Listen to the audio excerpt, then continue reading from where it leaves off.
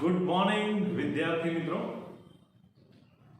પ્રકરણ 10 એમાં છેલ્લા લેક્ચરમાં આપણે હેલોએરિનની કેન્દ્રાનુરાગી વિસ્થાપન પ્રક્રિયાઓ શીખી ગયા.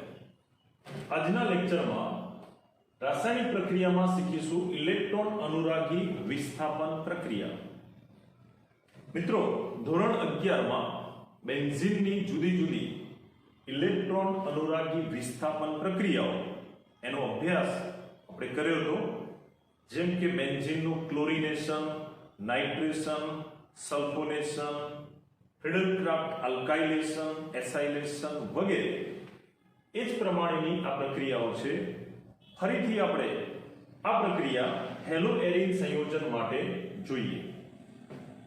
તો હેલોએરિન એમાં જ્યારે આવી ઇલેક્ટ્રોન અનુરાગી વિસ્થાપન પ્રક્રિયા કરવામાં આવે તો હેલોએરિનમાં રહેલો જે હેલોજન સાથે એરિન સાથે જોડાયેલો હેલોજન છે એ હેલોજન સમૂહની નિર્દેશક અસર કઈ છે એના આધારે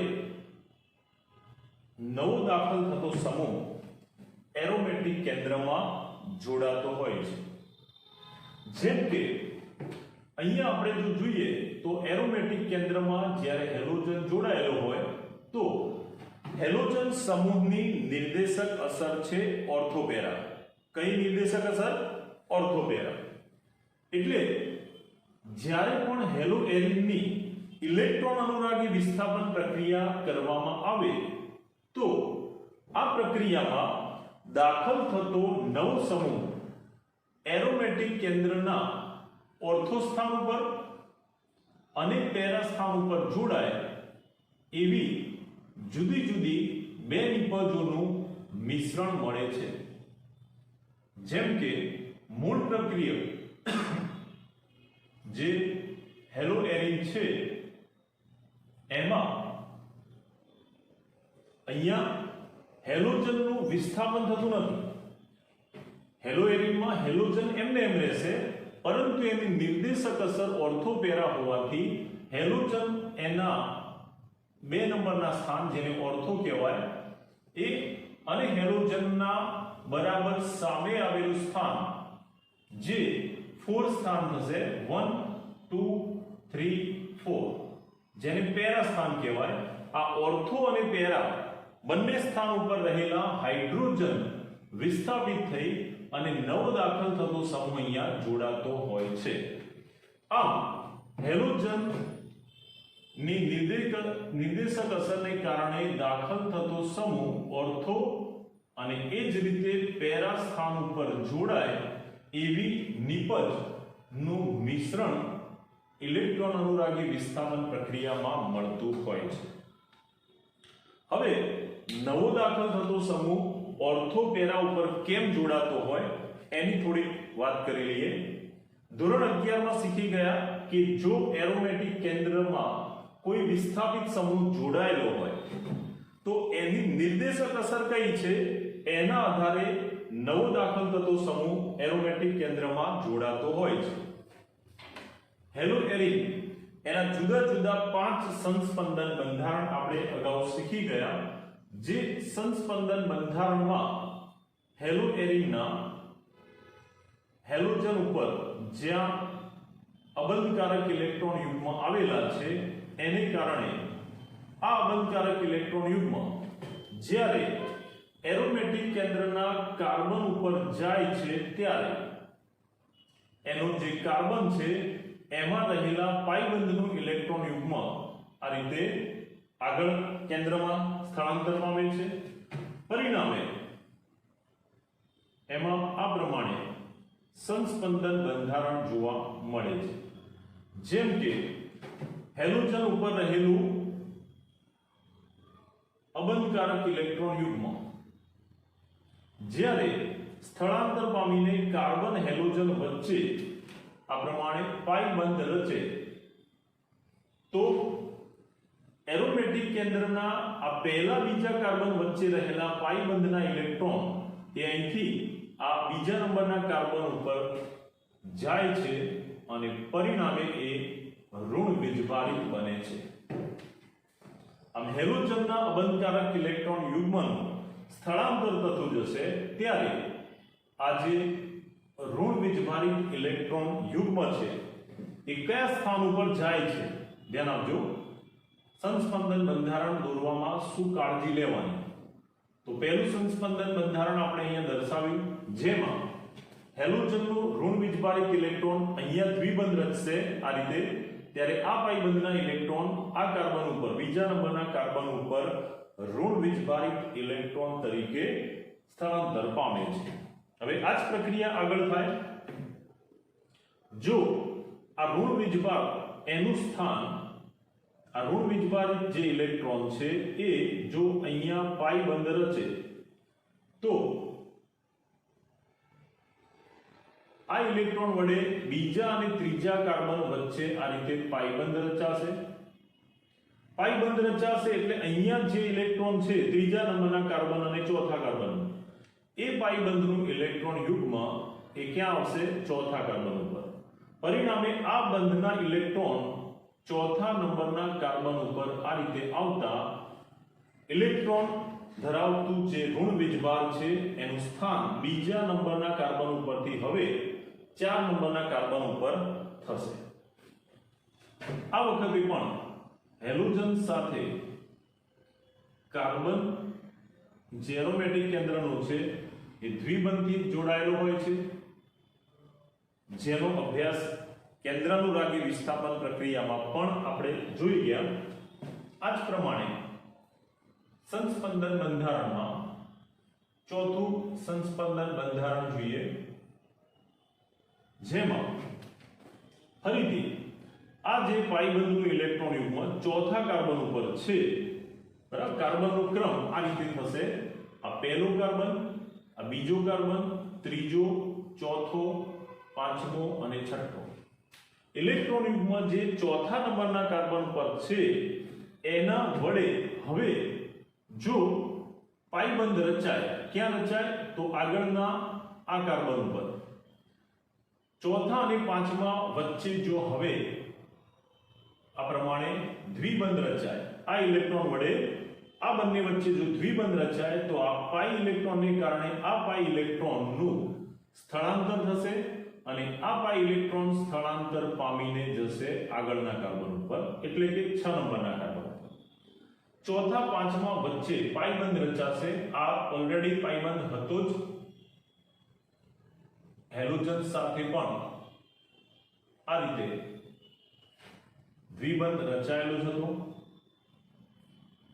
આમ જ્યારે આ ઇલેક્ટ્રોન વડે ચોથા પાંચમા વચ્ચે પાઇબંધ રચાશે તો એ પાઇબંધની અસર હેઠળ આ જે પાંચમા છઠ્ઠા કાર્બનનો પાઈ ઇલેક્ટ્રોન છે એના ઇલેક્ટ્રોન છઠ્ઠા નંબરના કાર્બન ઉપર સ્થળાંતર પામીને જશે, એટલે ઋણ વીજભાર પાછો 6 નંબરના કાર્બન ઉપર જશે. એમ કરતા કરતા હેલોજન ના પરમાણુ ઉપર આ ઋણ વીજભારિત ઇલેક્ટ્રોન જ્યારે અહીંયા પાઇબંધ રચે પાંચમા, છઠ્ઠા અને પહેલા વચ્ચે, ત્યારે હવે આ છેલ્લું સંસ્પંદન બંધારણ જે આ પ્રમાણે મળશે, જેમાં હેલોજનના આ ઇલેક્ટ્રોનને કારણે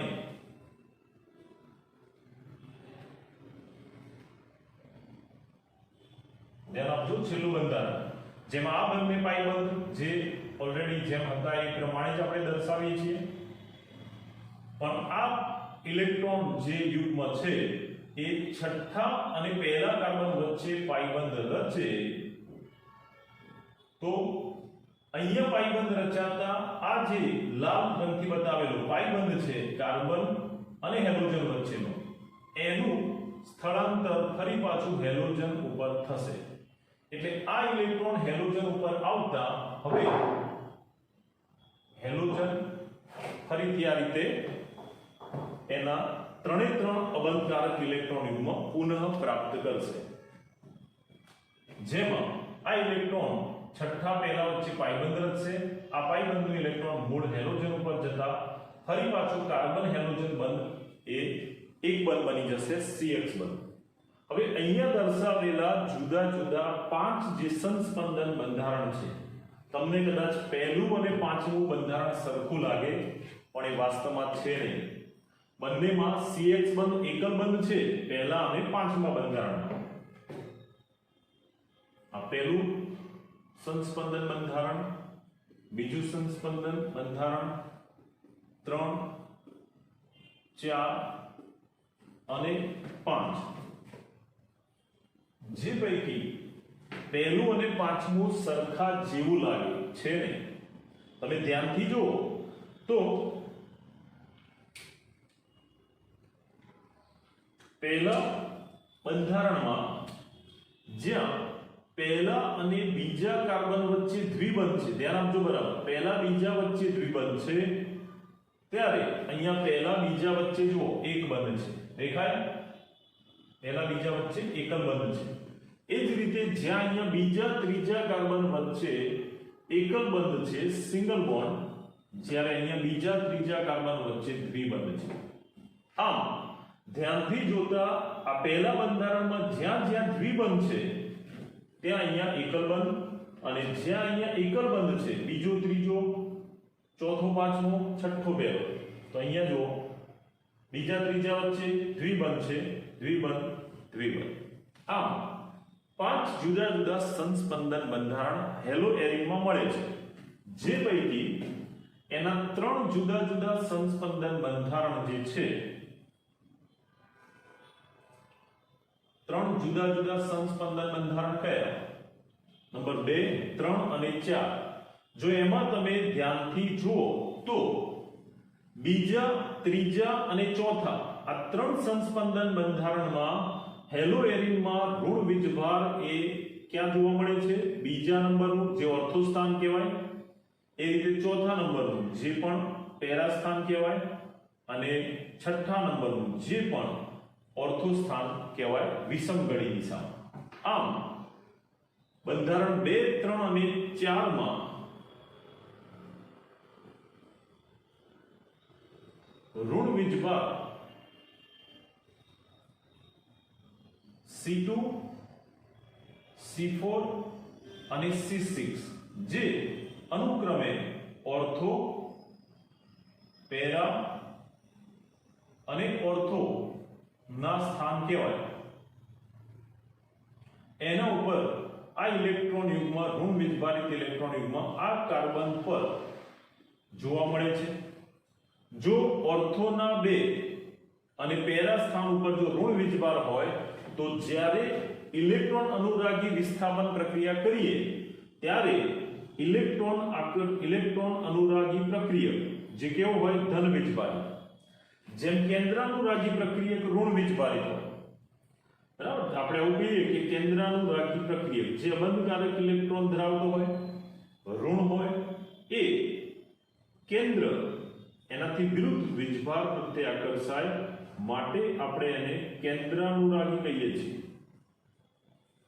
જેમ કે હાઇડ્રોક્સી કેન્દ્રાનુરાગી પ્રક્રિયક કહેવાય, કારણ કે અનુરાગ એટલે આકર્ષણ, કેન્દ્ર પ્રત્યેનું આકર્ષણ હોય છે, વિરુદ્ધ વીજભાર.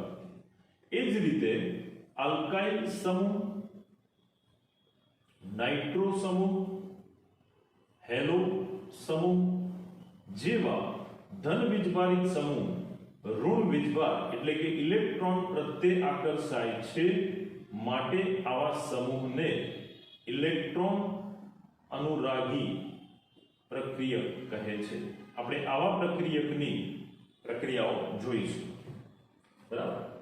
તો જ્યારે આવા ઇલેક્ટ્રોન અનુરાગી પ્રક્રિયક એ બેન્ઝીનમાં હેલો એરિન પર જોડાય ત્યારે આ ધન વીજભારિત ઇલેક્ટ્રોન અનુરાગી પ્રક્રિયક ઇલેક્ટ્રોનથી અનુરાગ એટલે આકર્ષાય. ક્યાં આકર્ષાય? તો ઇલેક્ટ્રોનનું સ્થાન એરોમેટિકમાં ક્યાં છે?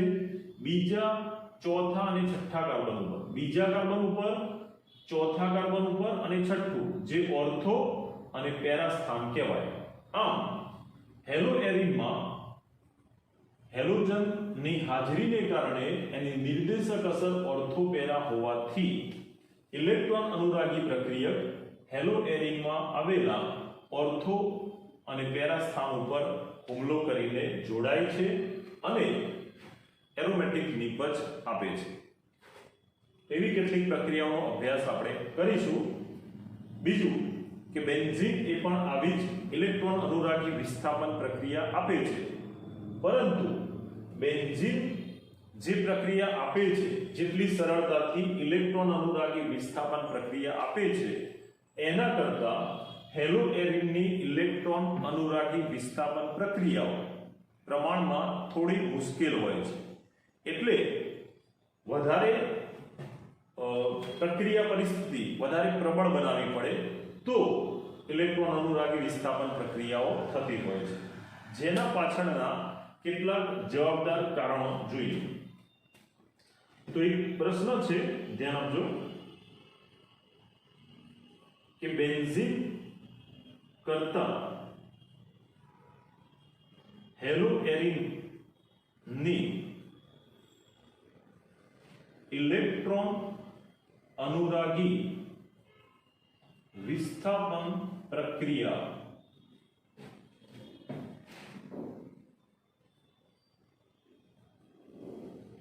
મુશ્કેલ છે અથવા ધીમી છે. જેટલી સરળતાથી બેન્ઝીન પ્રક્રિયા આપે એટલી સરળતાથી હેલોએરિન પ્રક્રિયા આપતો નથી. તો હેલોએરિનની ઇલેક્ટ્રોન અનુરાગી વિસ્થાપન પ્રક્રિયાઓ ધીમી અથવા મુશ્કેલ છે. કેમ? તેનું કારણ જોઈએ. બેન્ઝીનની સાપેક્ષે હેલોએરિન કે જેમાં હેલોજન પરમાણુ જોડાયેલો છે, ત્યારે હેલોએરિનમાં હેલોજન પરમાણુ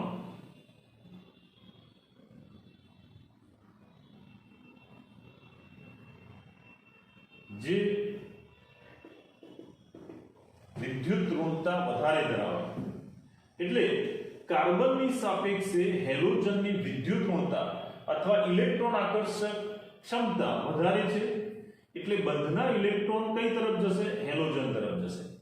પરિણામે જે ઓર્થો અને પેરા સ્થાન ઉપર ઋણ વીજભાર જોવા મળે, ઓર્થોના 2 અને પેરાનું 1 સ્થાન ઉપર જ્યાં ઋણ વીજભાર હોય કે જે ઋણ વીજભાર ઇલેક્ટ્રોન ઇલેક્ટ્રોન અનુરાગી પ્રક્રિયકને પોતાની તરફ આકર્ષે છે, એમાં ઘટાડો થાય છે. હેલોજન ઇલેક્ટ્રોન આકર્ષક હોવાથી એ આંશિક ઋણ બનશે, એટલો આ એરોમેટિક કેન્દ્રનો જે ધન વીજભાર છે એ ધન વીજભારમાં આટલો ઋણ વીજભાર ધન વીજભારનો ઘટાડો થાય છે. આટલો ધન વીજભાર કોની પર જતો રહેશે? તો એરોમેટિક કેન્દ્રના આ કાર્બન પર. એટલે અહીંયા જે ઋણ વીજભાર હતો 2, 4 અને 6 એ હેલોજનના ઇલેક્ટ્રોન આકર્ષક ગુણધર્મને કારણે ધન વીજભાર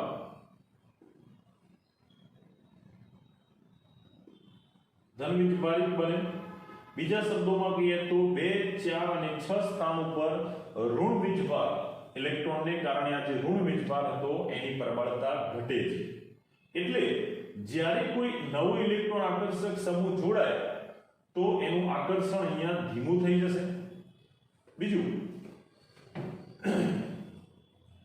ઇલેક્ટ્રોન આકર્ષક સમૂહ જે ધન વીજભારી હોય, ધારો કે આલ્કાઇલ, એની સાપેક્ષે ઇન્ડક્ટિવ ઇફેક્ટ જેને કહેવાય પ્રેરક અસર એ વધુ પ્રભાવી હોય છે. હવે પ્રેરક અસર ધોરણ 11 માં શીખી ગયા, ફરી સમજાવી દઉં. કાર્બન સાથે હેલોજન જોડાય ત્યારે કાર્બન એ હેલોજન સાથે ભાગીદારી કરશે ઇલેક્ટ્રોનની, પણ હેલોજન વધુ વિદ્યુત ઋણ હોવાથી બંધના ઇલેક્ટ્રોન પોતાની તરફ વધુ નજીક લઈ જાય છે, જેને કારણે હેલોજન આંશિક ઋણ બને છે. જે પરમાણુ સહસંયોજક બંધના ઇલેક્ટ્રોનને પોતાની તરફ આકર્ષે અને ઋણ બને એવો સમૂહ ઋણ પ્રેરક અસર એટલે કે માઇનસ ઇન્ડક્ટિવ ઇફેક્ટ દર્શાવે છે. તો હેલોજન પણ ઇલેક્ટ્રોન પોતાની તરફ આકર્ષીને ઋણ વીજભાર બને છે, માટે એ ઋણ પ્રેરક અસર દર્શાવે છે. હેલોજનની આ ઋણ પ્રેરક અસર -I અસર ઇલેક્ટ્રોન આકર્ષક સમૂહની અસર કરતા વધુ પ્રભાવી હોય છે અને એટલા માટે એરોમેટિક કેન્દ્ર પર ઋણ વીજભાર બેન્ઝીનની સાપેક્ષે ઘટે છે. એટલે ઇલેક્ટ્રોન આકર્ષક સમૂહને જોડાવા માટે બેન્ઝીન કરતા હેલો એરિનમાં થોડીક મુશ્કેલી પડતી હોય છે એટલા માટે હેલો એરિનની પ્રક્રિયા ઇલેક્ટ્રોન અનુરાગી વિસ્થાપન પ્રક્રિયા કરવા પ્રબળ પ્રક્રિયા પરિસ્થિતિની જરૂર પડે છે બેન્ઝીનની સાપેક્ષે અહીંયા તાપમાન દબાણ વગેરે જેવું પરિબળ થોડુંક વધારે મૂલ્ય રાખવું પડે છે ઓકે તો એવી કેટલીક હેલો એરિનમાં ઇલેક્ટ્રોન અનુરાગી વિસ્થાપન પ્રક્રિયાઓનો અભ્યાસ કરીએ બીજું ખાસ આ સંસ્પંદન બંધારણ કેવી રીતે દોરવાનું ઇલેક્ટ્રોન સ્થળાંતર કેવી રીતે થાય છે એ બરાબર પ્રેક્ટિસ કરજો જેથી કોઈ ક્રિયાવિધિ પણ તમારે સમજવી હોય તો તમે સહેલાઈથી સમજી શકો અને સંસ્પંદન બંધારણ દોરતા આવડે એ માટે મેક્સિમમ પ્રેક્ટિસ કરવી પડશે 5 થી 10 વાર સમજીને ઓકે તો હવે આપણે કેટલાક ઇલેક્ટ્રોન અનુરાગી વિસ્થાપન પ્રક્રિયાઓ જોઈએ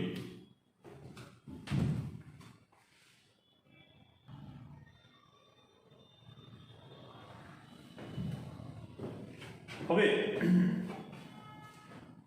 હેલો એરિનની ઇલેક્ટ્રોન અનુરાગી વિસ્થાપન પ્રક્રિયાઓ જેમાં આ 5 પ્રક્રિયાઓ આપણે જોઈશું સૌથી પહેલા જોઈએ હેલોજિનેશન તો હેલો એરિન તરીકે આપણે કોઈ પણ એક હેલો એરિન પસંદ કરીશું જેમાં ક્લોરીન ધરાવતો હેલો એરિન એટલે ક્લોરોબેન્ઝીન પ્રક્રિયક તરીકે લઈએ ધ્યાન આપો ક્લોરોબેન્ઝીન પ્રક્રિયક તરીકે લઈએ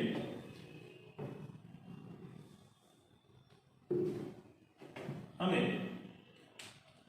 હેલોજન તરીકે હેલોજિનેશનમાં આપણે ક્લોરીન દાખલ થાય એવી પ્રક્રિયા જોઈએ તો પહેલી પ્રક્રિયા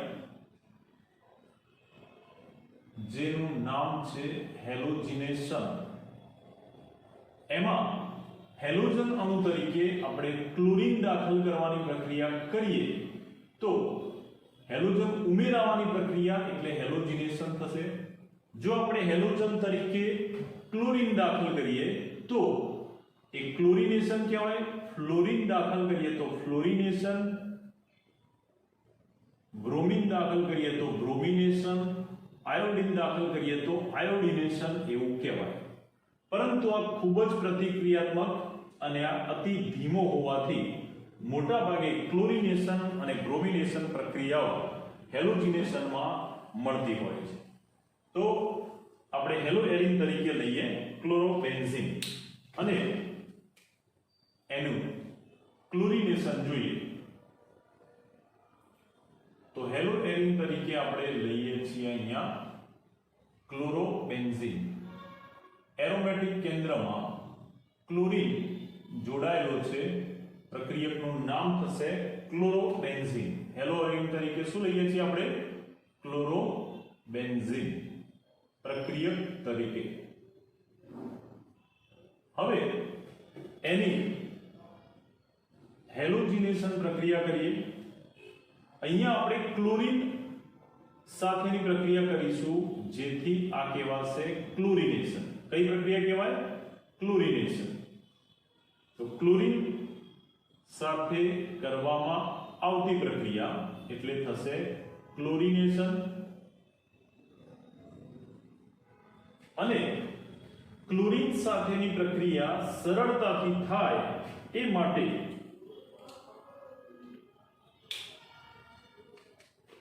પ્રક્રિયામાં ઉદ્દીપક તરીકે નિર્જળ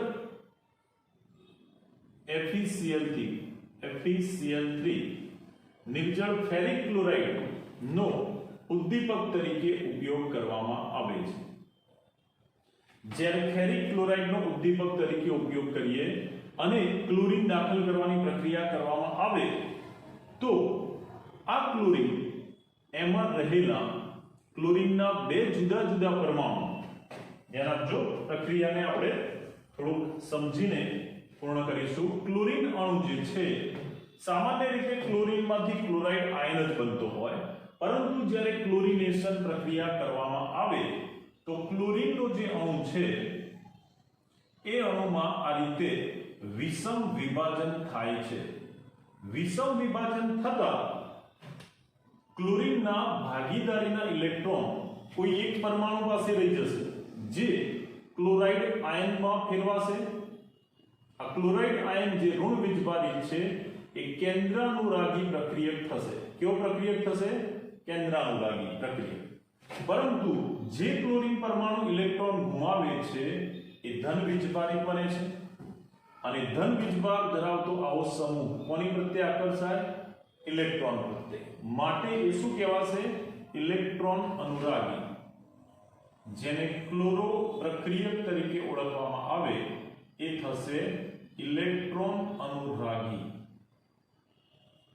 આમ ક્લોરીન અણુના વિષમ વિભાજનથી એક ક્લોરો સમૂહ બનશે જે ઇલેક્ટ્રોન અનુરાગી પ્રક્રિયક છે અને બીજો જે ઋણ વીજભારિત ક્લોરાઇડ બને છે એ કેન્દ્રાનુરાગી પ્રક્રિયક થશે। જે પૈકી આ ઇલેક્ટ્રોન અનુરાગી ક્લોરો જે ધન વીજભારિત છે એ બેન્ઝીનમાં પાઈ ઇલેક્ટ્રોન જે કયા સ્થાને હતા? તો બીજા, ચોથા અને છઠ્ઠા સ્થાનો પર, જેને કારણે બીજા, ચોથા અને છઠ્ઠા ઉપર જે ઋણ વીજભાર એના સંસ્પંદનમાં જોવા મળે છે એનાથી આ ઇલેક્ટ્રોન અનુરાગી પ્રક્રિયક આકર્ષાય છે અને આ 2, 4 અને 6 જે ઓર્થોપેરા સ્થાન કહેવાય એની પર આકર્ષણથી જોડાય છે। કારણ કે ક્લોરીન સમૂહ જે પહેલેથી જોડાયેલો છે એની નિર્દેશક અસર છે ઓર્થોપેરા। ઓર્થોપેરા નિર્દેશક સમૂહ હેલોજનને કારણે દાખલ થતો નવો સમૂહ ઇલેક્ટ્રોન અનુરાગી સમૂહ ક્યાં જોડાશે? ઓર્થો કે પેરા ઉપર જોડાય છે। પરિણામે જુદા જુદા બે સમઘટકોનું મિશ્રણ નિપજમાં મળે છે। નંબર 1 કે જેમાં ક્લોરીન સમૂહ ઇલેક્ટ્રોન અનુરાગી પ્રક્રિયક એવો ક્લોરીન સમૂહ જો ઓર્થો સ્થાન ઉપર જોડાય તો આવી એક નિપજ મળશે। એ જ પ્રમાણે ક્લોરીન સમૂહ ઇલેક્ટ્રોન અનુરાગી પ્રક્રિયક તરીકે ક્લોરોબેન્ઝીનમાં પેરા સ્થાન ઉપર પણ જોડાઈ શકે। એટલે જો દાખલ થતો ક્લોરો સમૂહ ઓર્થો પર જોડાય તો આ નિપજ મળશે, પેરા પર નિપજ જોડાય 4 નંબરના સ્થાન ઉપર તો આ બીજી નિપજ મળશે। આમ જુદા જુદા બે ઘટકો મિશ્રણ સ્વરૂપે નિપજમાં મળે છે, જેનું નામકરણ કરીએ તો આનું સામાન્ય અને IUPAC બંને નામ જોઈએ। જો સામાન્ય નામ જોઈએ તો આ 1, 2 સ્થાન એટલે એ કહેવાય ઓર્થો સ્થાન। 1, 2 એટલે કયું સ્થાન કહેવાય? ઓર્થો। જેના પરથી આનું નામ થશે ઓર્થો। અંગ્રેજીમાં લખી શકાય અથવા ગુજરાતીમાં આને આપણે કહીશું ઓર્થો ડાયક્લોરોબેન્ઝીન। શું કહેવાય? ઓર્થો ડાયક્લોરોબેન્ઝીન, જે એનું સામાન્ય નામ થશે। એ જ રીતે આ સ્થાન 1, 2, 3 અને 4 1, 4 એ પેરા સ્થાન કહેવાય એટલે આનું સામાન્ય નામ થશે પેરા। 2 ક્લોરીન છે માટે ડાયક્લોરો અને બેન્ઝીન। આમ ઓર્થો ડાયક્લોરોબેન્ઝીન, પેરા ડાયક્લોરોબેન્ઝીન આ એના સામાન્ય નામ થશે। કયા નામ થશે? સામાન્ય નામ। જો IUPAC નામ કરવું હોય તો નિયમોને આધારે જેમાં વિસ્થાપિત સમૂહ ક્લોરીનના સ્થાન દર્શાવવા પડશે। તો ક્લોરીન કયા સ્થાન ઉપર છે? તો ક્લોરીનના સ્થાન છે 1 અને 2 એટલે આનું IUPAC નામ થાય 1, 2 ડાયક્લોરોબેન્ઝીન, જે એનું IUPAC નામ થશે। એ જ રીતે આનું IUPAC નામ એના ક્લોરીન સમૂહના સ્થાન 1 અને 4 ઉપર હોવાથી IUPAC નામ થશે 1, 4 ડાયક્લોરોબેન્ઝીન, જે બંનેના IUPAC નામ થાય નિયમોને આધારે। તો આ એક પ્રક્રિયા પૂરી કરી. હેલો એરિન તરીકે ક્લોરોબેન્ઝીનના ઇલેક્ટ્રોન અનુરાગી વિસ્થાપન ક્લોરિનેશન પ્રક્રિયાથી ઓર્થો અને પેરા ડાઇક્લોરોબેન્ઝીનનું મિશ્રણ મળે છે. આ બંનેને એક સાથે ભેગા લખવા હોય તો આ રીતે પણ લખી શકાય, ઓર્થો પ્લસ પેરા ડાઇક્લોરોબેન્ઝીન. આ રીતે બંનેનું નામ ભેગું પણ લખી શકાય, કારણ કે બંને છે તો સમઘટકો જ, ઓર્થો અને પેરા, એટલે એને ટૂંકમાં O + P ડાઇક્લોરોબેન્ઝીન લખી શકાય. આઈયુપીએસસી નામ બંનેના અલગ લખવા પડશે. હવે પ્રક્રિયાની ક્રિયાવિધિ જોઈએ કે અહીંયા આની નિર્દેશક અસર ઓર્થો પેરા હોવાથી ક્લોરીનમાં રહેલો આ ઇલેક્ટ્રોન અનુરાગી પ્રક્રિયક એ એરોમેટિક કેન્દ્રમાં ઓર્થો અને પેરા આવા બે સ્થાન ઉપર જોડાય છે. જ્યારે એ ત્યાં જોડાય ત્યારે અહીંથી એ હાઇડ્રોજનને વિસ્થાપિત કરશે. ધ્યાન આપજો બરાબર. કોને દૂર કરશે? હાઇડ્રોજન H+ વિસ્થાપિત થશે આ ઓર્થો અને પેરા સ્થાન ઉપર, અને એના જગ્યાએ આ ક્લોરીન ઇલેક્ટ્રોન અનુરાગી પ્રક્રિયક તરીકે જોડાય છે. દૂર થતો જે હાઇડ્રોજન H+ છે એ આ ક્લોરાઇડ સાથે HCl ના વધારાના અણુ તરીકે દૂર થશે. આમ H+ દૂર થશે, જે Cl2 માં રહેલા આ ઋણ આયન ક્લોરાઇડ સાથે HCl તરીકે દૂર થાય. આમ જો અહીંયા આપણે 2 મોલ ક્લોરીન લઈશું તો 2 મોલ HCl દૂર થશે અને ઓર્થો પેરા ડાઇક્લોરોબેન્ઝીન નું મિશ્રણ નિપજ તરીકે મળે છે. જે રીતે આપણે ક્લોરીન સાથે નિર્જળ FeCl3 ઉદ્દીપકની હાજરીમાં પ્રક્રિયા કરી એ ક્લોરિનેશન કહેવાય. આ જ રીતે જો તમે બ્રોમિન Br2 પ્રક્રિયક લઈ નિર્જળ ફેરિક બ્રોમાઇડ FeBr3 ઉદ્દીપક લેશો તો બ્રોમિન પણ ઓર્થો પેરા સ્થાન ઉપર જોડાઈને આવી નિપજ આપશે, જેમાં દૂર થતો H+ એ બ્રોમાઇડ સાથે HBr તરીકે દૂર થશે. તો આ પહેલી પ્રક્રિયા જે હેલોજિનેશન પ્રક્રિયા તરીકે આપણે જોઈ ગયા. હવે બીજી પ્રક્રિયા જોઈએ જે છે નાઇટ્રેશન. નંબર 2 બીજી પ્રક્રિયા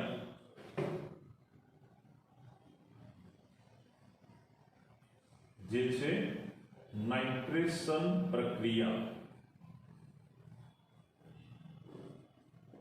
ધોરણ 11 ની જે પ્રક્રિયાઓ બેન્ઝીન માટે હતી એ જો ભૂલી ગયા હોય, યાદ ના હોય તો પણ તમે આ પ્રક્રિયાઓને ડિટેલમાં સમજાવીએ છીએ, એટલે તમને આગળના ચેપ્ટરોમાં ઓર્ગેનિકમાં તકલીફ નહીં પડે.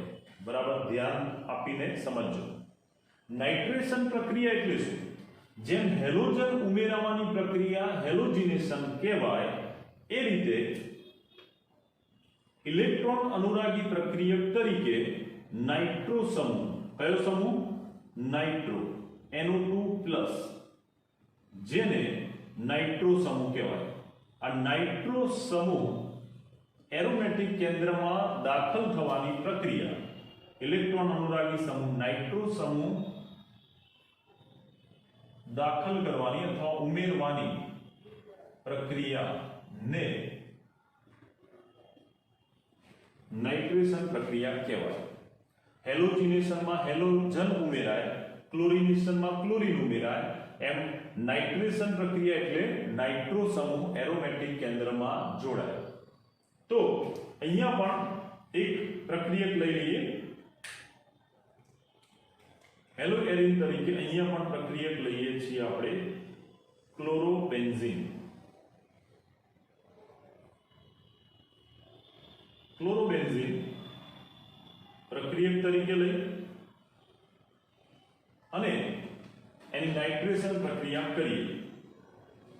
પ્રક્રિયક છે ક્લોરોબેન્ઝીન.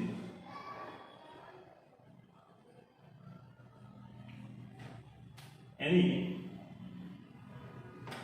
કઈ પ્રક્રિયા કરવાની છે? નાઇટ્રેશન પ્રક્રિયા. તો ઉપર નામ લખી દઈએ. પ્રક્રિયા કરવાની છે નાઇટ્રેશન. નાઇટ્રેશન પ્રક્રિયા કરવા માટે સાંદ્ર HNO3 પ્રક્રિયક તરીકે સાંદ્ર HNO3 પ્રક્રિયક તરીકે અને સાંદ્ર H2SO4 ઉદ્દીપક તરીકે લેવામાં આવે છે. સાંદ્ર નાઇટ્રિક એસિડ પ્રક્રિયક અને સાંદ્ર સલ્ફ્યુરિક એસિડ ઉદ્દીપક તરીકે લઈ અને કરવામાં આવતી પ્રક્રિયા નાઇટ્રેશન, જેમાં HNO3 જે પ્રક્રિયક છે એમાંથી આ પ્રમાણે સમૂહો ઉત્પન્ન થાય છે. HNO3 પ્રક્રિયક એનું સલ્ફ્યુરિક એસિડ ઉદ્દીપકની હાજરીમાં આ પ્રમાણે બે જુદા જુદા સમૂહમાં વિભાજન થાય છે, NO2+ અને બીજો OH-, જેનું ભેગા કરતા HNO3 બનશે. આમ HNO3 ના વિઘટનથી NO2+ નાઇટ્રો અને OH- એટલે કે હાઇડ્રોક્સિલ સમૂહ ઉત્પન્ન થાય છે, જેમાં નાઇટ્રો સમૂહ જે ધન વીજભારિત છે એટલા માટે એ ઇલેક્ટ્રોન અનુરાગી બનશે. ક્યાં આકર્ષાય? ઇલેક્ટ્રોન અનુરાગી. જ્યારે આ ઋણ વીજભારિત સમૂહ એ ક્યાં આકર્ષાય? કેન્દ્ર પ્રત્યે એટલે કે ધન વીજભાર પ્રત્યે. આમ આ જે હાઇડ્રોક્સિલ છે એ કેન્દ્ર અનુરાગી બનશે, કેન્દ્ર પ્રત્યે આકર્ષાય ઋણ હોવાથી. એ રીતે આ સમજવા માટે કે ઋણ છે તો કેન્દ્ર પ્રત્યે આકર્ષાય, કેન્દ્ર અનુરાગી. ધન વીજભારિત તો ઇલેક્ટ્રોન પ્રત્યે આકર્ષાય, માટે એ બનશે ઇલેક્ટ્રોન અનુરાગી પ્રક્રિયક. તો અહીંયા ઇલેક્ટ્રોન અનુરાગી પ્રક્રિયક કયો છે? નાઇટ્રો. સાંદ્ર સલ્ફ્યુરિક એસિડની ઉદ્દીપક તરીકેની હાજરીમાં HNO3 માંથી ઉત્પન્ન થતો આ નાઇટ્રો સમૂહ હેલોએરિન પર જોડાય ત્યારે હેલોજનની નિર્દેશક અસર ઓર્થોપેરા હોવાથી એ એરોમેટિક કેન્દ્રમાં ઓર્થો અને પેરા આવા બે જુદા જુદા સ્થાન ઉપર જોડાય અને નિપજ આપે છે, જેમાં આ રીતે નિપજ મળશે. ક્લોરોબેન્ઝીન,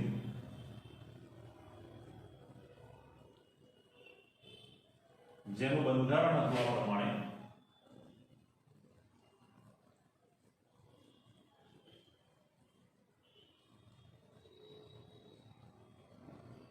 એમાં એની નિર્દેશક અસર હેઠળ ઓર્થો સ્થાન ઉપર જો નાઇટ્રો જોડાય તો આ પ્રમાણે નિપજ મળશે, અને નાઇટ્રો સમૂહ જો આની નિર્દેશક અસર હેઠળ પેરા સ્થાન એટલે કે 4 નંબર ઉપર જોડાય તો આ પ્રમાણેની નિપજ મળે છે. મળતી આ નિપજ મિશ્રણ સ્વરૂપે મળશે ઉપર દર્શાવ્યા પ્રમાણે, જેનું નામકરણ કરીએ ધ્યાન. જ્યાં એ નાઇટ્રો સમૂહ જોડાશે ત્યાંથી એ હાઇડ્રોજન H+ ને દૂર કરીને જોડાશે. બેન્ઝીન પરથી કોને વિસ્થાપિત કરે? H+. દરેક કાર્બન ઉપર હાઇડ્રોજન હોય, જેમાં રહેલા H+ ને ઓર્થો ઉપરથી દૂર કરી અહીંયા નાઇટ્રો જોડાશે. એ જ રીતે પેરા સ્થાન ઉપરથી પણ H+ દૂર કરી નાઇટ્રો સમૂહ દાખલ થાય છે. દૂર થયેલા આ H+ જે ધન વીજભારિત છે એ અહીંયા OH- સાથે જોડાય છે અને H2O ના અણુ તરીકે દૂર થાય છે. OH- સાથે H+ જોડાઈને શું દૂર થશે? H2O. તો નાઇટ્રો સમૂહ દાખલ થાય ત્યારે મળતી નિપજનું નામકરણ કરીએ. આ H+ તમને સમજવા માટે બતાવેલું છે, એને અહીંયા દર્શાવવું જરૂરી નથી, સમજવા માટે.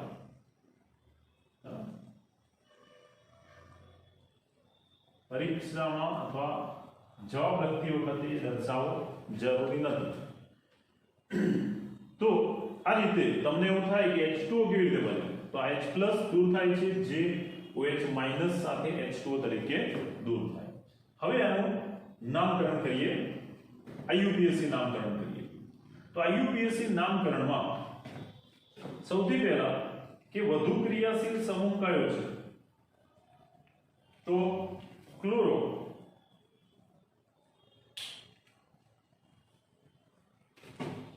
એના કાર્બનથી નંબર આપીએ 1 2 3 4 5 6. એ જ રીતે અહીંયા 1 2 3 4 5 6 તો બેન્ઝીનમાં જુદા જુદા બે સમૂહ છે, ક્લોરો અને નાઇટ્રો. ઉપર તો બંને ક્લોરીન જ હતા, પણ અહીંયા જ્યારે બે જુદા જુદા વિસ્થાપિત સમૂહ છે તો IUPAC નામકરણ મુજબ જેનું આલ્ફાબેટ ઓર્ડરમાં નામ પહેલું આવશે એને પ્રથમ લખીશું. ક્લોરો C થી શરૂ થાય, નાઇટ્રો N થી શરૂ થાય. તો પહેલું શું લખીશું? ક્લોરો. એટલે IUPAC નામ લખીશું 1 ક્લોરો 2 નાઇટ્રો, 1 ક્લોરો 2 નાઇટ્રો અને એરોમેટિક પદાર્થ છે બેન્ઝીન. આ થશે આનું નામકરણ 1 ક્લોરો 2 નાઇટ્રો બેન્ઝીન. એ જ પ્રમાણે આનું નામકરણ કરીએ, જેમાં ક્લોરીન છે પહેલા કાર્બન ઉપર અને નાઇટ્રો છે ચોથા સ્થાન ઉપર.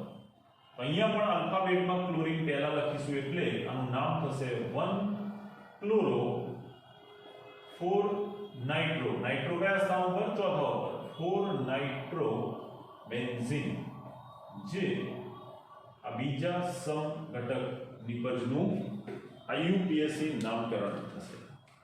બરાબર. તો આ રીતે તમારે રાસાયણિક પ્રક્રિયાઓ લખવાની રહેશે અને જે રીતે આપણે લખતા સમજ્યા એ જ તમારે વર્ણન કરવાનું રહેશે જ્યારે સમજાવવાનું પૂછાય તો. અધરવાઇઝ કાર્બનિક પરિવર્તનમાં તમારે તાપમાન, દબાણ, ઉદ્દીપક, કઈ પ્રક્રિયા, છૂટો પડતો અણુ કયો, એ રીતે લખવાનું રહેશે. પ્રક્રિયક નિપજના નામ લખવાના રહેશે. તો કાર્બનિક પ્રક્રિયા, કાર્બનિક પરિવર્તન એની પણ પ્રેક્ટિસ જોડે જોડે કરવાની રહેશે. અને કાર્બનિક પરિવર્તન તો જ આવડે જ્યારે આ બધી રાસાયણિક પ્રક્રિયાઓ આવડે તો, અને બનાવટની પ્રક્રિયા આવડે તો. ઓકે, ચલો હવે આપણે બે પ્રક્રિયાઓ પૂર્ણ કરી, હેલોજિનેશન અને નાઇટ્રેશન. હવે આગળ વધીએ.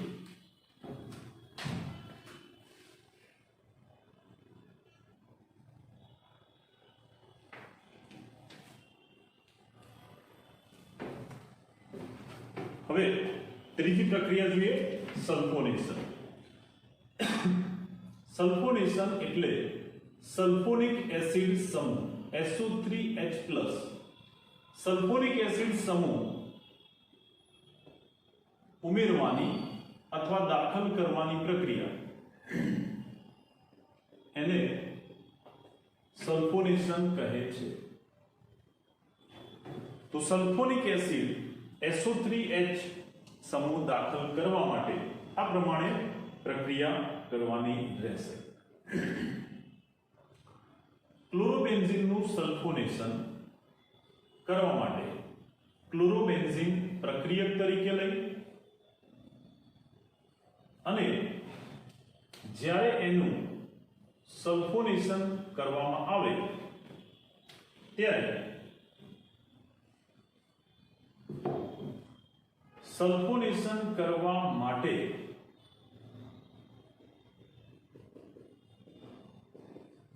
સાંદ્ર સલ્ફ્યુરિક એસિડ પ્રક્રિયક અને સ્વયં ઉદ્દીપક તરીકે વર્તે છે. સાંદ્ર સલ્ફ્યુરિક એસિડને પ્રક્રિયક અને ઉદ્દીપક તરીકે લઈ અને ગરમ કરવામાં આવે તો સલ્ફોનેશન પ્રક્રિયા થઈને આ સલ્ફ્યુરિક એસિડમાંથી આવા બે સમૂહ ઉત્પન્ન થાય છે. સલ્ફ્યુરિક એસિડ H2SO4 પ્રક્રિયકમાંથી આવા બે જુદા જુદા સમૂહ ઉત્પન્ન થશે. નંબર 1 SO3H+, જે ધન વીજભારિત છે માટે એ બનશે ઇલેક્ટ્રોન અનુરાગી પ્રક્રિયક, અને બીજું બનશે OH- H2SO4 ના વિયોજનથી આ રીતે બે જુદા જુદા સમૂહ SO3H+ સલ્ફોનિક એસિડ અને OH- આવા બે સમૂહ ઉત્પન્ન થાય છે. એનો ટોટલ કરીએ તો H2SO4 આવું થશે. આમ H2SO4 માંથી બનતા આ બે જે સમૂહ છે જેમાં આ ધન વીજભારિત છે માટે એ ઇલેક્ટ્રોન અનુરાગી પ્રક્રિયક બનશે, અને આ ઋણ વીજભારિત છે કેન્દ્રાનુરાગી પ્રક્રિયક બને. સલ્ફોનિક એસિડની હાજરીમાં આ ઉત્પન્ન થયેલો ઇલેક્ટ્રોન અનુરાગી પ્રક્રિયક જેનું નામ છે સલ્ફોનિક એસિડ એ ક્લોરોબેન્ઝીનના નિર્દેશક અસર ઓર્થો પેરા હોવાથી ક્લોરોબેન્ઝીનના ઓર્થો અને પેરા સ્થાન ઉપર જોડાય છે. ક્લોરોબેન્ઝીનમાં ઓર્થો સ્થાન ઉપર સલ્ફોનિક એસિડ સમૂહ જોડાય તો આ પ્રમાણે નિપજ મળશે. અને બીજી શક્યતા ક્લોરોબેન્ઝીનના પેરા સ્થાન ઉપર સલ્ફોનિક એસિડ સમૂહ જોડાય તો આ બીજો સમઘટક નિપજ તરીકે મળશે. આવા બે જુદા જુદા સમઘટકોનું મિશ્રણ નિપજ તરીકે મળે. બંનેનું આઈયુપીએસસી નામકરણ જોઈએ. સલ્ફોનિક એસિડ વધુ ક્રિયાશીલ છે માટે સલ્ફોનિક એસિડનો કાર્બન એને આપણે પ્રથમ નંબર આપીશું, કારણ કે સલ્ફોનિક એસિડ વધુ ક્રિયાશીલ અથવા વધુ પ્રતિક્રિયાત્મક છે. એટલે 1 નંબર આને આપીશું એના કાર્બન લઘુત્તમ થાય માટે, અને 2 3 4 એ રીતે નંબર આપીશું જેથી ક્લોરીનનો કાર્બન પણ લઘુત્તમ થાય. જરૂરી નથી કે સમઘડી દિશામાં જ આપવું. 1 અહીંથી આપીશું, સમઘડી દિશામાં નંબર આપીએ 1 2 3 4 5 6 તો ક્લોરીન 6 સ્થાન પ્રાપ્ત કરે. એટલે આને વધુ ક્રિયાશીલ હોવાથી 1 નંબર આપી અને ક્લોરીનનો પણ લઘુત્તમ નંબર મળે એ માટે વિષમઘડી દિશામાં નંબર આપવાનો થશે. હવે એ પ્રમાણે જો આનું નામકરણ કરીએ તો સલ્ફોનિક એસિડ માટે પ્રત્યય લાગશે બેન્ઝીનના પછી, અને ક્લોરીન એનો પૂર્વક લાગશે માટે ક્લોરીનને પહેલા લખીશું તો નામ થશે 2 ક્લોરો, પછી બેન્ઝીન અને સલ્ફોનિક એસિડ એ પાછળ પ્રત્યય તરીકે આવશે. 2 ક્લોરો બેન્ઝીન સલ્ફોનિક એસિડ આ એનું નામકરણ થશે. એ જ રીતે આનું નામકરણ કરીએ જે આ પ્રમાણે થશે. અહીંયા પણ સલ્ફોનિક એસિડ વધુ ક્રિયાશીલ છે એના કાર્બનને 1 નંબર આપતા બાકીના કાર્બનને આ રીતે 2 3 4 5 6 જેમાં ક્લોરીન ચોથા નંબરના સ્થાન ઉપર આવશે એટલે આનું નામ થશે 4 ક્લોરો અને બેન્ઝીન સલ્ફોનિક એસિડ, જે આ બીજા સમઘટકનું નામકરણ થશે આઈયુપીએસસી નામ. તો નામકરણમાં પણ યાદ રાખવાનું જે વધુ પ્રતિક્રિયાત્મક છે એનું કાર્બન લઘુત્તમ થાય એ રીતે નંબર આપવાનો, પછી બીજા ક્રિયાશીલ સમૂહના કાર્બન લઘુત્તમ થાય એ રીતે સમઘડી કે વિષમઘડી દિશામાં નંબર આપવો. આઈયુપીએસસી નામમાં ક્લોરો પહેલા એટલા માટે લખ્યું કારણ કે આલ્ફાબેટમાં ક્લોરો સી થી શરૂ થાય, આનો પ્રત્યય આવશે જે બેન્ઝીન મૂળ નામની પાછળ લાગશે. તો આ થયું સલ્ફોનેશન. હવે એ જ પ્રમાણે બાકી બે પ્રક્રિયાઓ જોઈએ જે છે ફ્રીડલ ક્રાફ્ટ આલ્કાઇલેશન અને એસાઇલેશન. બંનેને આ રીતે ભેગી જોઈ લઈએ આપણે. ફ્રીડલ અને ક્રાફ્ટ એમણે આ બંને પ્રક્રિયા આપી હતી જેને આપણે આ રીતે જોઈએ. પ્રક્રિયા લઈ લઈએ ક્લોરોબેન્ઝીન. હવે બેન્ઝીનમાં આ રીતે પાઈબંધ દર્શાવવાને બદલે તમે આવી બેન્ઝીન રિંગ પણ બતાવી શકો, તમને જે અનુકૂળ આવે. બંને સાચું જ છે. ક્લોરોબેન્ઝીન પ્રક્રિયક તરીકે લઈ અને એની ફ્રીડલ ક્રાફ્ટ આલ્કાઇલેશન એસાઇલેશન પ્રક્રિયા કરીએ.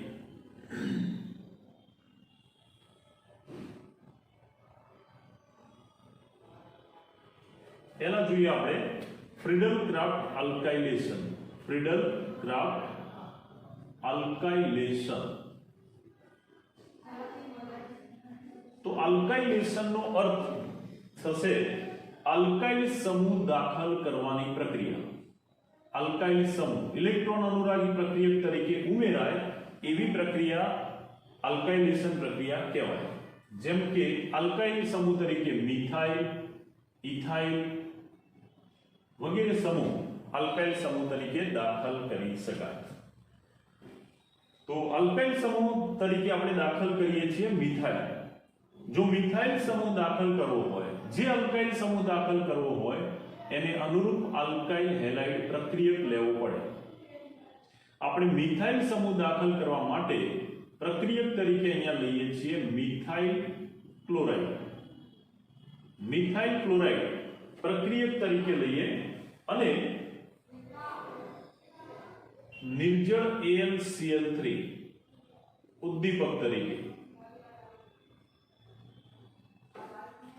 મિથાઇલ ક્લોરાઇડ પ્રક્રિયક તરીકે લઈશું, નિર્જળ AlCl3 ઉદ્દીપક તરીકે લઈશું. પરિણામે આ મિથાઇલ ક્લોરાઇડમાંથી આવા બે ઘટકો છૂટા પડે, વિષમ વિભાજન થતા ક્લોરાઇડ ઇલેક્ટ્રોન મેળવીને અને મિથાઇલ આવા બે સમૂહ બનશે, જેમાં ઋણ વીજભારિતા કેન્દ્રાનુરાગી જ્યારે આ બનશે ઇલેક્ટ્રોન અનુરાગી. મિથાઇલ સમૂહ ક્લોરીનની નિર્દેશક અસર ઓર્થો પેરા હોવાથી એના ઓર્થો અને પેરા બે સ્થાન ઉપર જોડાય ત્યારે આ પ્રમાણે નિપજ મળશે. ક્લોરોબેન્ઝીનના બે અણુ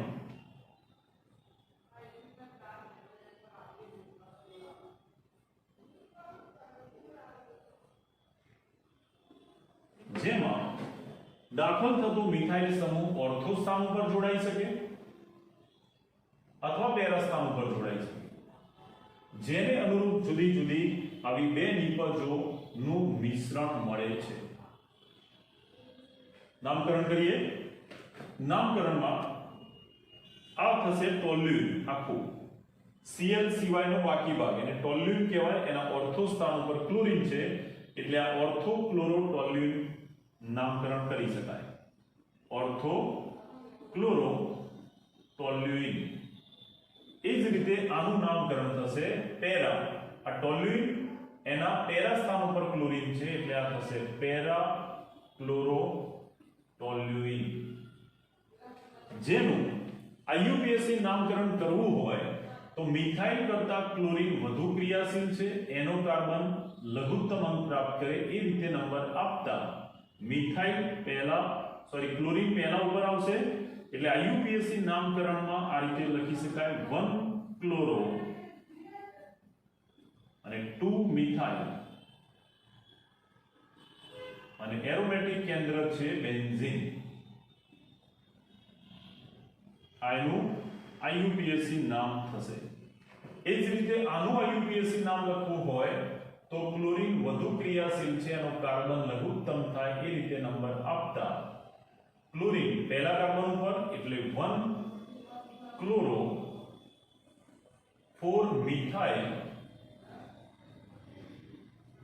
અને એરોમેટિક હાઇડ્રોકાર્બન છે બેન્ઝીન, જેનું IUPAC નામ થશે. અહીંયા આલ્કાઇલ સમૂહ દાખલ થાય છે માટે આ પ્રક્રિયાને આલ્કાઇલેશન પ્રક્રિયા કહેવામાં આવે છે.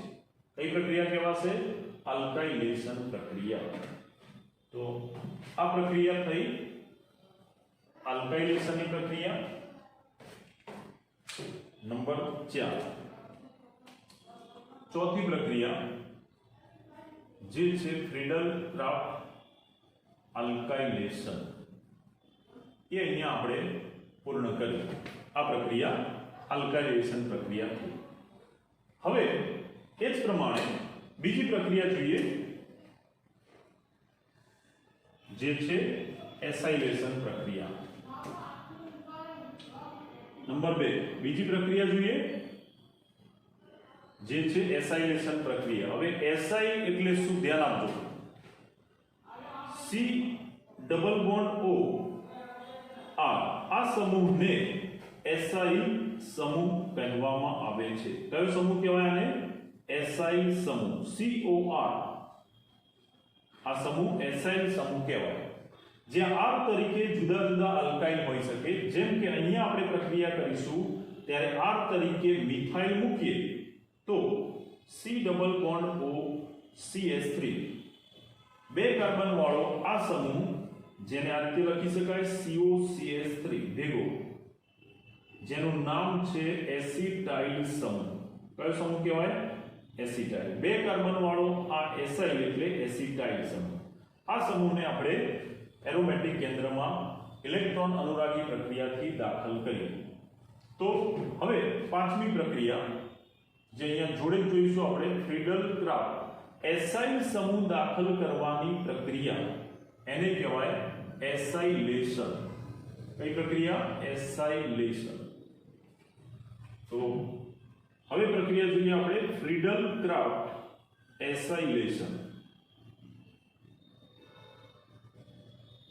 એસાઇલ સમૂહ તરીકે આપણે દાખલ કરીશું અહીંયા એસિટાઇલ સમૂહ COCH3.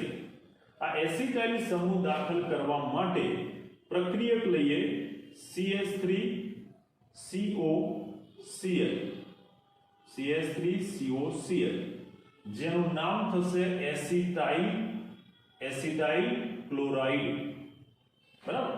તો એસિટાઇલ સમૂહ દાખલ કરવા માટે પ્રક્રિયક તરીકે લઈએ છીએ આપણે એસિટાઇલ ક્લોરાઇડ. એસિટાઇલ ક્લોરાઇડ પ્રક્રિયક તરીકે લેતા અને અહીંયા પણ નિર્જળ AlCl3 જે લुईस એસિડ છે એની હાજરીમાં પ્રક્રિયા કરવામાં આવે તો એસિટાઇલ ક્લોરાઇડનું વિષમ વિભાજન થશે, જેમાંથી ક્લોરીન ઇલેક્ટ્રોન મેળવી ક્લોરાઇડ આયન તરીકે, અને આ ઉત્પન્ન થશે એસિટાઇલ સમૂહ જે ધનવીજભારી છે. ઉત્પન્ન થયેલો આ એસિટાઇલ સમૂહ ઇલેક્ટ્રોન અનુરાગી છે કારણ કે ધનવીજભારી છે. એટલે એસિટાઇલ ક્લોરાઇડના વિષમ વિભાજનથી CH3 C double bond OCl acetyl ક્લોરાઇડનું વિષમ વિભાજન થાય તો ક્લોરીન ઇલેક્ટ્રોન મેળવી ઋણ બનશે, આ ધન બનશે. ક્લોરાઇડ જે ઋણ છે એ કેન્દ્રાનુરાગી પ્રક્રિયક બનશે, જ્યારે આ એસિટાઇલ સમૂહ જે કાર્બન ઉપર ધન વીજભાર ધરાવે એટલે એ ઇલેક્ટ્રોન અનુરાગી પ્રક્રિયક બનશે.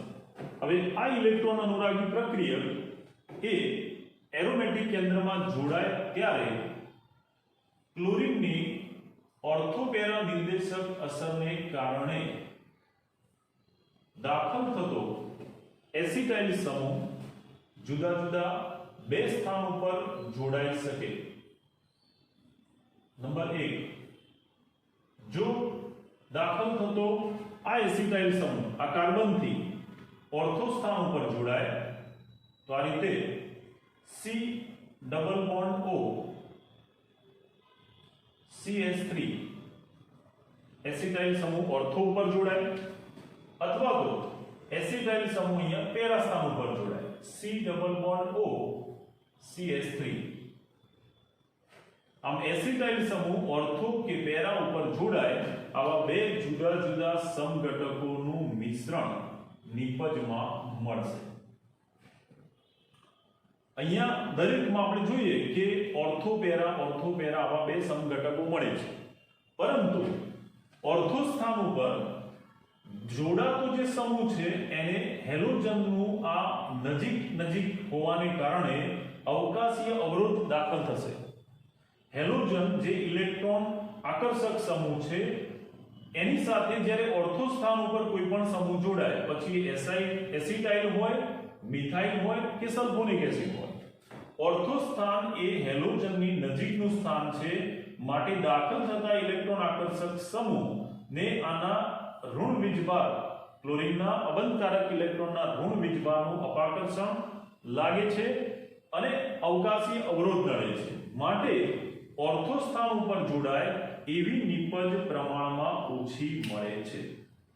ઓર્થો સ્થાન ઉપર જોડાય એવી નિપજ ઓછા પ્રમાણમાં મળે છે, અલ્પ માત્રામાં મળે છે.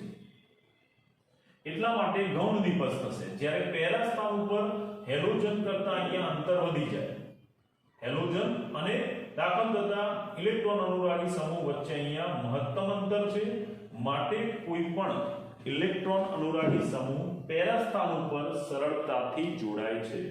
અવકાશી અવરોધ પેરા સ્થાન ઉપર સૌથી ઓછું લાગે, માટે આ નિપજ પ્રમાણમાં વધુ મળે છે, વધુ માત્રામાં આ નિપજ મળતી હોવાથી એને મુખ્ય નિપજ કહીશું. કઈ નિપજ? જેમાં દાખલ થતો ઇલેક્ટ્રોન અનુરાગી સમૂહ और પેરા ઉપર જોડાય મુખ્ય નિપજ થશે, ઓર્થો પર જોડાય એ ગૌણ નિપજ થશે, અલ્પ પ્રમાણમાં મળે છે માટે. તો આ પણ ઓર્થો સ્થાન ઉપર જોડાય એટલે આ ગૌણ નિપજ અથવા ઓછા પ્રમાણમાં મળશે, જ્યારે પેરા સ્થાન ઉપર સમૂહ દાખલ થાય એ વધુ માત્રામાં મળશે એટલે કે મુખ્ય નિપજ થશે. બરાબર. હવે એનું નામકરણ જોઈએ. બેન્ઝીન ઉપર SO3H COCH3 સમૂહ જોડાય તો ધ્યાન આપજો, બેન્ઝીન એના ઉપર COCH3 આ સમૂહ જોડાય તો આનું પ્રચલિત નામ છે એસિટોફિનોન. શું કહેવાય એને? એસિટોફિનોન. એસિટોફિનોનના પ્રચલિત નામથી એ જાણીતું છે. એસિટોફિનોન એમાં ક્લોરીન એ ઓછો ક્રિયાશીલ હોવાથી એને ત્યાર પછી નામકરણ માટે પૂર્વવર્તી લખાય. એટલે આ ક્લોરીન સિવાયનો ભાગ થઈ જશે એસિટોફિનોન. જેમાં એસિટોફિનોન વધુ ક્રિયાશીલ હોવાથી એને 1 નંબર આપીશું અને પછી ક્લોરીન લઘુત્તમ અંક પ્રાપ્ત કરે એટલે વિષમ ગણી દિશામાં નંબર 2 3 4 5 6 આપીશું. તો નામકરણ આ રીતે થશે 2 ક્લોરો એસિટોફિનોન. શું નામ થશે? 2 ક્લોરો એસિટોફિનોન. એ જ રીતે આનું નામકરણ કરીએ તો અહીંયા પણ આ આખો ભાગ થશે એસિટોફિનોન, જેમાં આ એસિટાઇલ સમૂહ વધુ ક્રિયાશીલ હોવાથી એનો કાર્બન લઘુત્તમ થાય અને ત્યાર પછી એને બાકીના કાર્બનને ક્રમ આપીએ તો ક્લોરીનનું સ્થાન આવશે 4 નંબર ઉપર. ક્લોરીન સિવાયનો આ ભાગ એસિટોફિનોન થશે અને ક્લોરીન ચોથા સ્થાન ઉપર હોવાથી એનું નામકરણ થશે 4 ક્લોરો એસિટોફિનોન, જે પેરા નિપજ છે, વધુ પ્રમાણમાં મળે, મુખ્ય નિપજ થશે. તો આ રીતે 5 જુદી જુદી ઇલેક્ટ્રોન અનુરાગી વિસ્થાપન પ્રક્રિયાઓ છે.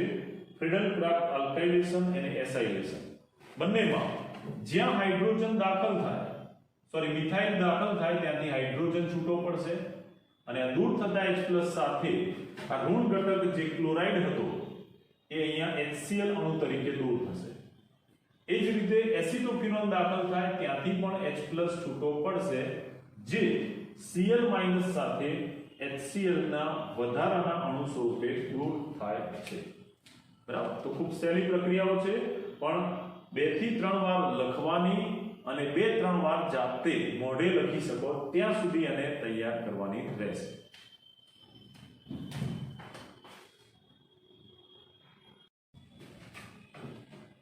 હેલો એરિનની રાસાયણિક પ્રક્રિયાઓમાં આપણે શીખી ગયા. હેલો એરિનની સૌથી પહેલા કેન્દ્રાનુરાગી વિસ્થાપન પ્રક્રિયા, જેમાં હાઇડ્રોક્સિલ સમૂહ હેલોજનને કેવી રીતે વિસ્થાપન કરે એ શીખી ગયા. ત્યારબાદ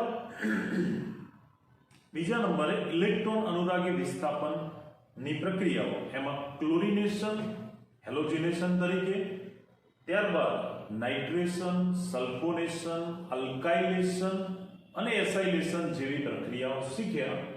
હવે એરાઇલ હેલાઇડની ધાતુ સાથેની પ્રક્રિયાઓ જોઈશું. તો જે રીતે હેલો અલ્કેનમાં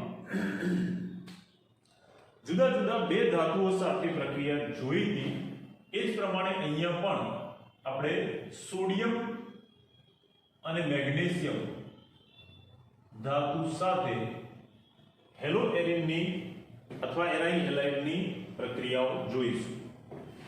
જેમાં સોડિયમ ધાતુ સાથે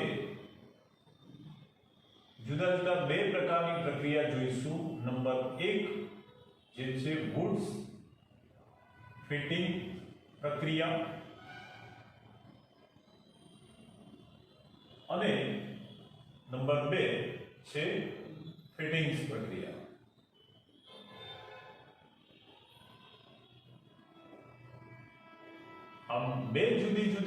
પ્રક્રિયાઓ જોઈશું સોડિયમ ધાતુ સાથે, જ્યારે ત્રીજી પ્રક્રિયા જોઈશું મેગ્નેશિયમ ધાતુ સાથે, જે ઓલરેડી આપણે આગળ હેલો આલ્કેન માટે જોઈ ગયા. મેગ્નેશિયમ ધાતુ સાથે હેલો આલ્કેનની જે પ્રક્રિયા હતી, જે કયા નામે ઓળખાતી હતી? ગ્રિગ્નાર્ડ પ્રક્રિયા. આ ગ્રિગ્નાર્ડ પ્રક્રિયા એ હેલો એરિનમાં પણ જોવા મળે છે, જેને જોઈએ. સૌથી પહેલા સોડિયમ ધાતુ માટેની પ્રક્રિયા જોઈએ, વુડ સ્પ્લિટિંગ પ્રક્રિયા. તો નંબર 1 પહેલી પ્રક્રિયા જોઈએ, જે છે વુડ સ્પ્લિટિંગ પ્રક્રિયા. નંબર 1 વુડ્સ વૈજ્ઞાનિક હતા, જેમની યાદમાં આ પ્રક્રિયા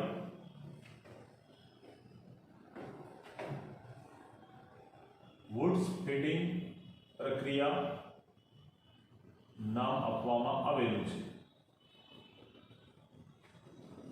અહીંયા ફિટિંગ થતું હોય એટલા માટે આ પ્રક્રિયાને વુડ ફિટિંગ પ્રક્રિયા કહે છે. તો શેનું ફિટિંગ થતું? તો ધારો કે આપણે એક હેલો એરિન લઈએ, જેનું બંધારણ આ પ્રમાણે છે. અહીંયા આપણે બંધારણ દર્શાવીએ છીએ હેલો એરિન તરીકે ક્લોરોબેન્ઝીનનું. તમારે કોમન પ્રક્રિયા પણ આપેલી છે, એ પણ તમે જોઈ શકો. ધારો કે બેન્ઝીન ઉપર આ રીતે હેલોજન સમૂહ જોડાય તો એને હેલો એરિન કહે છે. જે હેલો એરિનને બદલે આપણે અહીંયા ક્લોરીન દર્શાવી દઈએ, જેથી આ થઈ જશે ક્લોરોબેન્ઝીન.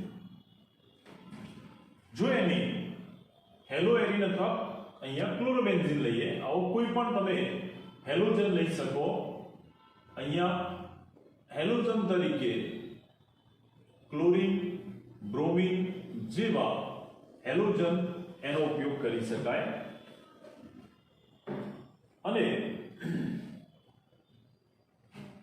આવા હેલો એરિનની જ્યારે કોઈ આલ્કાઇલ હેલાઇડ, જેમ કે આપણે આલ્કાઇલ સમૂહ તરીકે લઈએ મિથાઇલ, મિથાઇલ કે ઇથાઇલ જેવા આલ્કાઇલ સમૂહ, એના હેલાઇડનો ઉપયોગ કરવામાં આવે. ધ્યાન આપજો બરાબર. એક છે હેલો એરિન એટલે કે એરાઇલ હેલાઇડ, અને બીજો છે આલ્કાઇલ હેલાઇડ. આ હેલો આલ્કેન અને હેલો એરિન બે જુદા જુદા ઘટકોને જ્યારે સોડિયમ ધાતુની હાજરીમાં, અહીંયા 2 મોલ સોડિયમ લઈશું, સોડિયમ ધાતુ સાથે શુષ્ક ઈથરની હાજરીમાં, શુષ્ક ઈથર ભેજ રહિત કરવા માટે વપરાય છે. તો શુષ્ક ઈથરની હાજરીમાં સોડિયમ ધાતુ સાથે એક હેલો આલ્કેન અને એક હેલો એરિન, આ બંનેને એકબીજા સાથે મિશ્ર કરીને રાસાયણિક પ્રક્રિયા કરાવતા આ બંને એમાં રહેલા હેલોજન એ આ પ્રમાણે પ્રક્રિયા દરમિયાન દૂર થશે. અહીંથી હેલોજન દૂર થશે, જેમ કે આ ક્લોરીન છે તો ક્લોરાઇડ તરીકે, એટલે આ બની જશે ફિનાઇલ કેન્દ્ર. બેન્ઝીન ઉપરથી ક્લોરીન દૂર થતા આ બની જશે આ પ્રમાણે ફિનાઇલ કેન્દ્ર. ધ્યાન આપજો. બેન્ઝીનની ચોટલી, એનો એક ચોટલી ઊભી થઈ. બીજું, આલ્કાઇલ હેલાઇડમાં રહેલા CH બંધ એનું પણ વિભાજન થશે. ક્લોરીન ક્લોરાઇડ ઇલેક્ટ્રોન મેળવીને મિથાઇલ આ રીતે ધન વીજભારી સમૂહ તરીકે દૂર થશે. સોડિયમ જે આ પ્રમાણે પ્રક્રિયામાં ભાગ ભજવે. સોડિયમના જે 2 પરમાણુ છે, સોડિયમ 2 ઇલેક્ટ્રોન ગુમાવીને સોડિયમના 2 ધન આયનમાં ફેરવાશે. સોડિયમ દ્વારા ગુમાવેલા આ બે ઇલેક્ટ્રોન દ્વારા આ અલ્કાઇલ સમૂહ નો કાર્બન અને એરાઇલ સમૂહ એ બંને સોડિયમના આ બે ઇલેક્ટ્રોન વડે એકબીજા સાથે જોડાય છે. મિથાઇલ સમૂહ અને ફિનાઇલ સમૂહ આ બે ઇલેક્ટ્રોન વડે અહીંયા જોડાશે એટલે આ બની જશે આલ્કાઇલ એરિન અથવા આલ્કાઇલ એરાઇલ નિપજ મળે છે. અને સોડિયમના આ બે આયનો આ દૂર થતા એક ક્લોરાઇડ અને આ બીજા ક્લોરાઇડ સાથે વધારાના ઘટક તરીકે 2 મોલ સોડિયમ ક્લોરાઇડ સ્વરૂપે છૂટો પડે છે. નામકરણ કરીએ. ક્લોરોબેન્ઝીન અહીંયા પ્રક્રિયક તરીકે છે.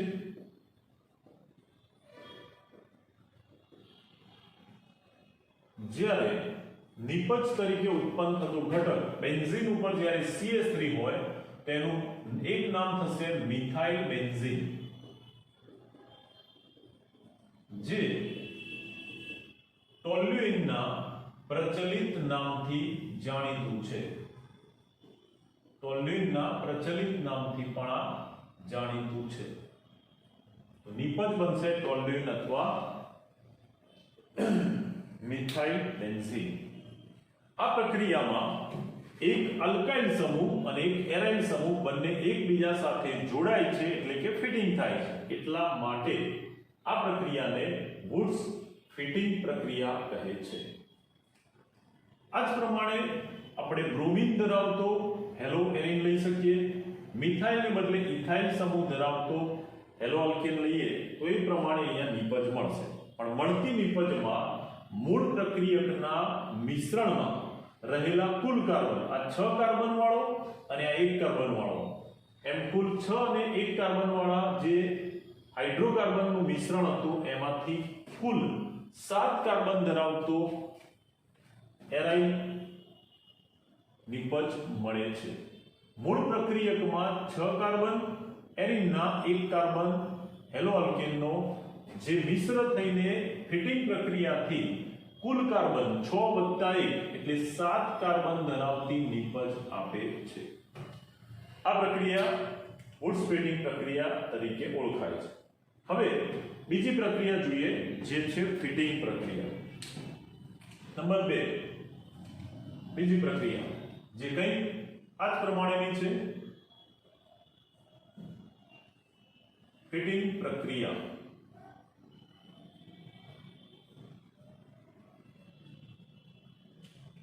આ પ્રક્રિયામાં ઉપરની પ્રક્રિયા પ્રમાણે એરાઇલ અને આલ્કાઇલ બે જુદા જુદા હાઇડ્રોકાર્બન હોતા નથી. આ પ્રક્રિયામાં બંને એરાઇલ હેલાઇડ જ હોય છે. શું હોય? બંને હેલો એરિન અથવા એરાઇલ હેલાઇડ. એટલે આલ્કાઇલ હેલાઇડને બદલે અહીંયા બીજા ઘટક તરીકે પણ એરાઇલ હેલાઇડ જ હોય છે અને બે સમાન ગુણધર્મો ધરાવતા બે સમાન એરિન સંયોજનો અહીંયા જોડાય છે જે ફિટિંગ પ્રક્રિયા તરીકે ઓળખાય છે. ઉદાહરણથી જોઈએ.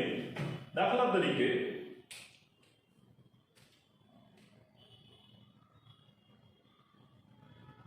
આ છે એક હેલો એરિન, જેને નામ આપી દઈએ આપણે.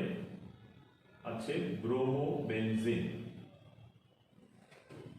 બરાબર. હવે બ્રોમોબેન્ઝીન અથવા ક્લોરોબેન્ઝીન એના કુલ 2 મોલ. અહીંયા એક એરિન હતો, એક આલ્કાઇલ હતો. એના બદલે અહીંયા હવે બંને એક જ સરખા હશે એટલે આપણે આ રીતે પણ લખી શકીએ. પણ આ બંનેની ગોઠવણી જોઈએ. 2 મોલ હેલો એરિન એની જ્યારે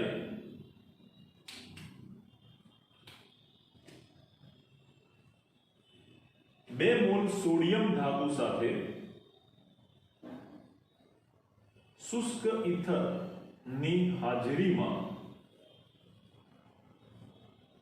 રાસાયણિક પ્રક્રિયા કરવામાં આવે તો આ બંને જે એરોમેટિક હાઇડ્રોકાર્બન છે એ એકબીજા સાથે જોડાય છે.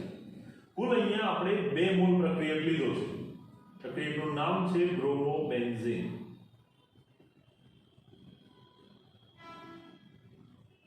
હવે આ બ્રોમોબેન્ઝીનના બે મોલ એકબીજા સાથે જોડાય ત્યારે આ પ્રમાણે આ એક બ્રોમોબેન્ઝીન અને આ બીજો બ્રોમોબેન્ઝીન,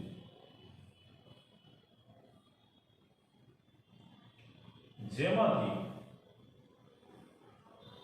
આ પ્રમાણે બ્રોમિન જે હતો એ દૂર થશે, અહીંથી બ્રોમિન દૂર થશે, કુલ બે બ્રોમાઇડ આયનો છૂટા પડશે એરોમેટિકના બે હેલોએરિનમાંથી.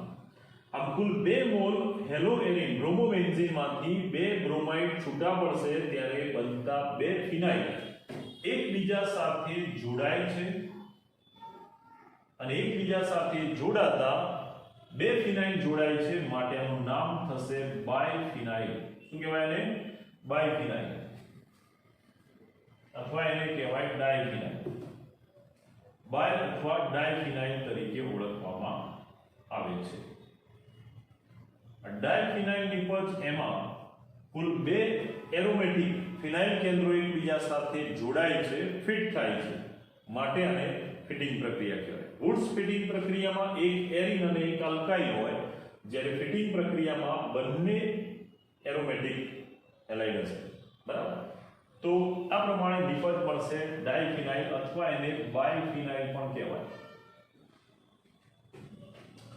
વધારાના જે બે બ્રોમાઇડ દૂર થશે સોડિયમ સાથે સોડિયમ બ્રોમાઇડના ઘટક તરીકે વધારાના અણુ તરીકે દૂર થશે.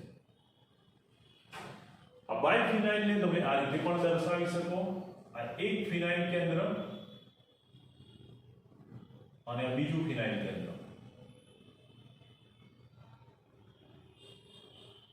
જે બંને એકબીજા સાથે આ રીતે જોડાતા આ બનશે બાયફિનાઇલ.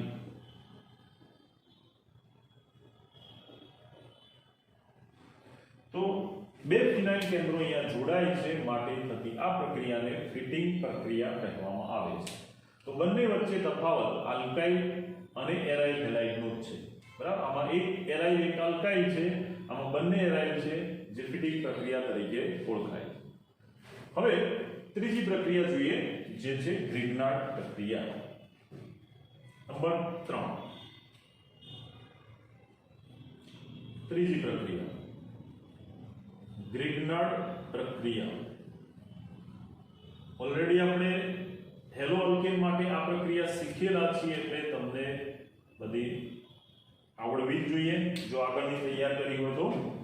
ગ્રિગ્નાર્ડ પ્રક્રિયામાં સોડિયમના બદલે મેગ્નેશિયમ ધાતુ સાથે પ્રક્રિયા કરવામાં આવે છે, જે આ પ્રમાણે પ્રક્રિયા દર્શાવી શકાય. ગ્રિગ્નાર્ડ પ્રક્રિયા બનાવવાની પ્રક્રિયા કહેવાય. વિક્ટર ગ્રિગ્નાર્ડે આ પ્રક્રિયાની શોધ કરી એટલા માટે એને ગ્રિગ્નાર્ડ પ્રક્રિયા કહે છે. ગ્રિગ્નાર્ડ પ્રક્રિયાનું સૂત્ર શું હતું? આલ્કાઇલ મેગ્નેશિયમ હેલાઇડ, જે અહીંયા એરાઇલ મેગ્નેશિયમ હેલાઇડ સ્વરૂપે ઉત્પન્ન થશે. એરાઇલ મેગ્નેશિયમ હેલાઇડ જે એક પ્રકારનો ગ્રિગ્નાર્ડ પ્રક્રિયા કહેવાશે. બરાબર? તો જોઈએ પ્રક્રિયા.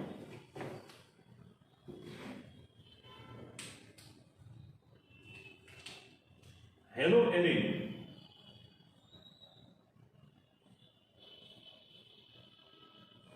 તરીકે આપણે લઈએ છીએ ક્લોરોબેન્ઝીન. ક્લોરોબેન્ઝીનની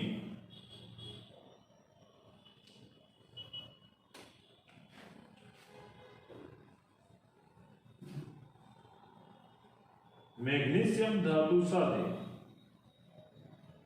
ક્લોરોબેન્ઝીનની મેગ્નેશિયમ ધાતુ સાથે શુષ્ક ઈથરની હાજરીમાં પ્રક્રિયા કરવામાં આવે તો આ જે મેગ્નેશિયમ છે કે જે આયન બનાવશે આ પ્રમાણે મેગ્નેશિયમ પરમાણુ ક્રમાંક 12 ઇલેક્ટ્રોન રચના 2 8 2 એટલે મેગ્નેશિયમ 2 ઇલેક્ટ્રોન ગુમાવીને મેગ્નેશિયમનો એક જ પરમાણુ 2 ઇલેક્ટ્રોન ગુમાવીને Mg+2 આયન બનાવવાની વલણ ધરાવે છે. મેગ્નેશિયમ એ આ રીતે ધનાયન બનાવશે Mg+2 અને અહીંયા કાર્બન હેલોજન વચ્ચેનો આ બંધ તૂટે, જે મેગ્નેશિયમ સાથે જોડાય. આપણે એને આ રીતે આડું દર્શાવી દઈએ. ધારો કે આ છે ક્લોરોબેન્ઝીન.